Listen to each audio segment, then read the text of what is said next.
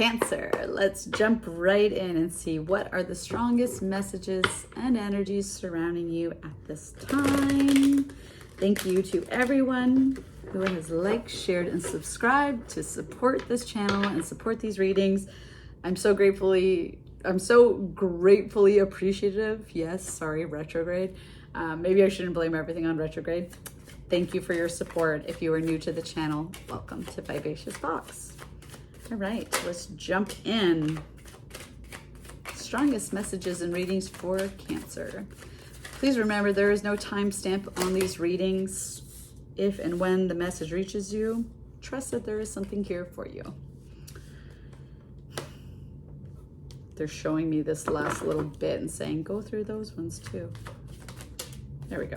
Okay. That's why. All right, Cancer. Well, you're over. It's so funny the way that these cards always fall, because there's always the one that lands a little bit higher up above everybody else. I know it's kind of hard to see these cards with this lighting.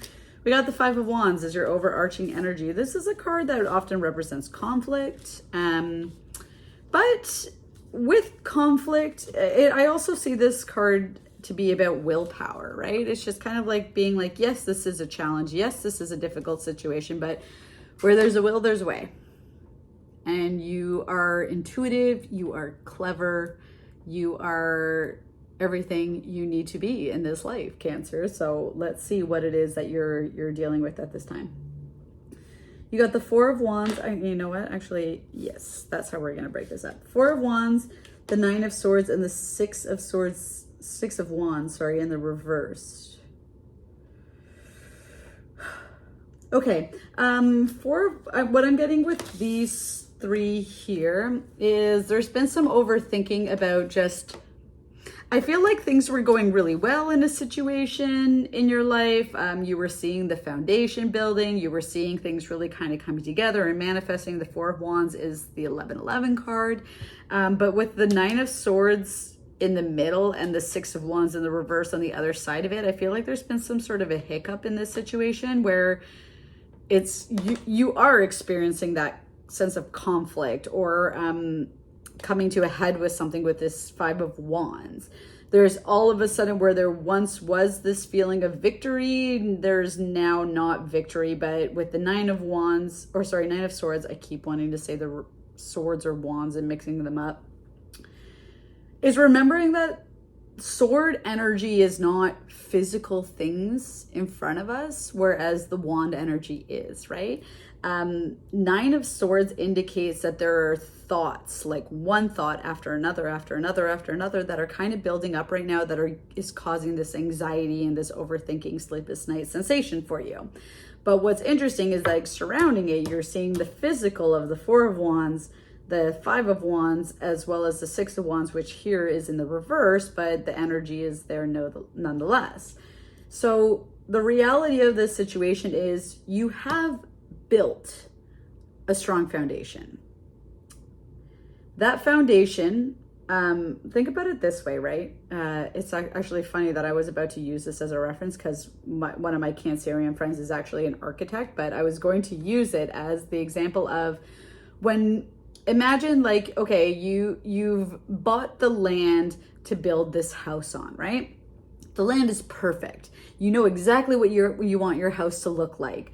But then as you start building it out, you start realizing like, oh, wait a minute, like there's this foundational blockage here. There's, if we put this here, then this disrupts this, right? There's all these logistical things that comes into the way of the foundation of the plan that you initially had set in place. And that's okay.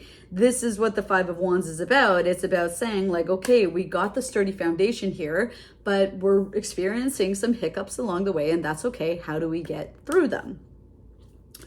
Let's go over to the other side here. We have the Two of Pentacles, the Death card, the Four of Pentacles, and the Page of Pentacles.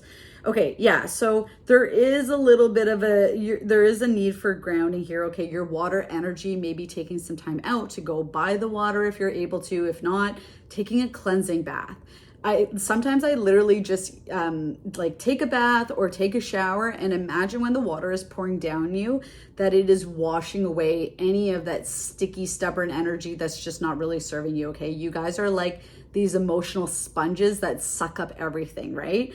So washing away anything that's causing this imbalance for you right now, I literally feel like an energetic cleanse will do wonders for you right now, because you're going through this process of death and transformation, right? You started with this solid foundation. You're experiencing these hiccups along the way, and now you're kind of experiencing the troubles and tribulations to get to the other side of this. That is the death and transformation process, right? Maybe you had a set plan to go in like your plan was going in this direction, and now you're needing to rework it entirely to go in another way. That is okay. That is life.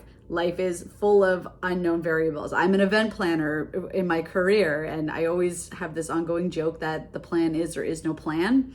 That's kind of the feeling that I'm getting here with the death and transformation card, is that you had a plan set in place, and it's not that that plan needs to be removed. It just needs to be altered, right? It's not about recreating the wheel. It's just kind of tweaking it a little bit here, okay?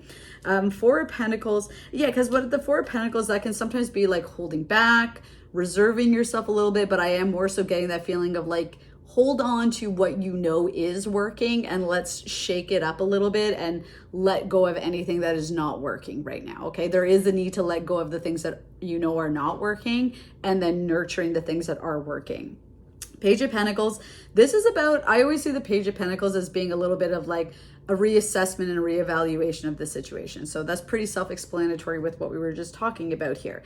Again, imagine like, I don't know why I keep wanting to give examples with this reading, but when you have a tree, let's say like an apple tree, all the ripe ones, the dead ones, when you shake them, when you shake the tree, they're all going to come falling down, right? That's clearing it out so that the tree has more ability to focus and put energy and nutrients into that fruit that is still trying to come to fruition. That's kind of the same idea here, okay? So shaking that tree to remove any of the dead leaves or anything that is not working for you right now, to nurture what is there and what is going to grow for you. Okay, Cancer, I'm going to leave it there. I'm sending you so much love. Thank you so much for being here with me and watching these readings. I always appreciate it, and I will talk to you soon. Bye.